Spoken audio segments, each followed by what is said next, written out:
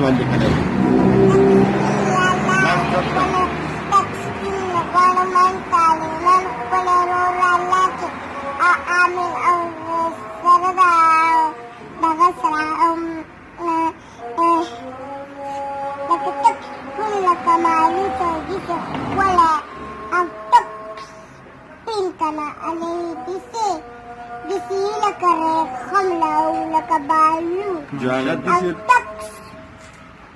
جاغت داسې تور دی لکه تبخی